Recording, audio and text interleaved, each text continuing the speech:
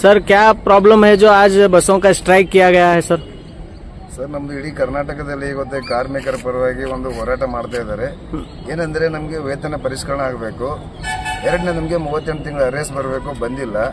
ಈ ನಮಗೂ ಸಿದ್ದರಾಮಯ್ಯ ಸಾಹೇಬರು ನಮಗೆ ಕೊಡ್ತಾ ಅಂತ 3 ಸಲ ಮೀಟಿಂಗ್ ಕರೆದು ನಮ್ಮ ಬಗ್ಗೆ ಏನೋ ಅದ್ರ ಬಗ್ಗೆ ಏನೋ ಗಮನ ಹರಿಸಿಲ್ಲ ಅವರು. ಈಗ ನಮ್ದು ಸರ್ ಎಲ್ಲರೂ ನಮಗೆ ನಂಬ್ಕೊಂಡಂತ ನಮ್ಮ ಫ್ಯಾಮಿಲಿ ಇದೆ ಹಿಂದ್ಗಡೆ, ನಮಗೆ ಮಕ್ಕಳು, ನಮಗೆ ತಂದೆ ತಾಯಿ, ನಮ್ಮ ಹೆಂಡತಿ ಮಕ್ಕಳು ಎಲ್ಲರೂ ಇದ್ದಾರೆ. ಎಲ್ಲ ನಾವು ನಮ್ಮ ಡ್ರೈವರ್ ಕಂಡಕ್ಟರ್ಗೆ ಏನು ಗೊತ್ತಾ, ನಾವು ಈ ತರ ಹುದ್ದೆದಾಗ ಇದ್ದೇವು ಅಂತಂದ್ರೆ ನಮ್ಮ ಮುಂದೆ ಮತ್ತೆ ನಮ್ಮ ಬರುವಂತ ಮಕ್ಕಳು ಈ ಹುದ್ದೆ ಸೇರಬಾರ್ದು, ಒಳ್ಳೆ ಸ್ಥಾನಕ್ಕೆ ಸೇರಬೇಕು ಎಂಬುದು ನಮ್ದು ಒಂಥರ ಏನೋ ಆಸೆಗಳು ಇರ್ತವೆ.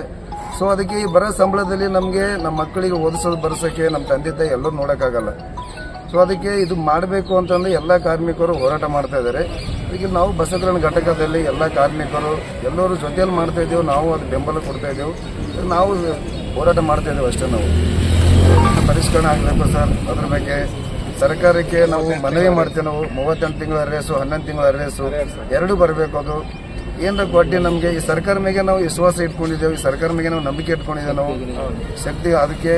ಸೊ ಅದಕ್ಕೆ ಏನ್ ಮಾಡ್ತಾರೆ ಅಂತ ಈಗ आपकी जो मांग है, ये मांग अगर पूरी नहीं हुई तो आप कहाँ तक ये स्ट्राइक करेंगे? कितने हमारा ನೋಡಿ ಸರ್, ನಮ್ಗಿಂತ ಮೇಲಧಿಕಾರಿಗಳು ಇದ್ದಾರೆ, ನಮ್ಮ ಅಧ್ಯಕ್ಷ ಇದ್ದಾರೆ, ಉಪಾಧ್ಯಕ್ಷ ಇದ್ದಾರೆ, ಅವರೆಲ್ಲ ಏನ್ ಆಕ್ಷನ್ ತಗೋತಾರೆ ಅವ್ರ ಪರವಾಗಿ ನಡೀತಾ ಇರುತ್ತೆ ಸರ್. ಯಾಕಂದ್ರೆ ನಾವು ಒಬ್ಬರೇ ಅಂತ ಮಾಡೋಕ್ಕಾಗಲ್ಲ, ಎಲ್ಲರೂ ಏನೇ ಮಾಡ್ತಾರೆ ಇಡೀ ಕರ್ನಾಟಕದಲ್ಲಿ ಯಾರು ಏನ್ ಮಾಡ್ತಾರೋ ಅವ್ರ ಬೆಂಬಲ ಪರವಾಗಿ ನಾವು ಎಲ್ಲ ಮಾಡಬೇಕಾಗುತ್ತೆ.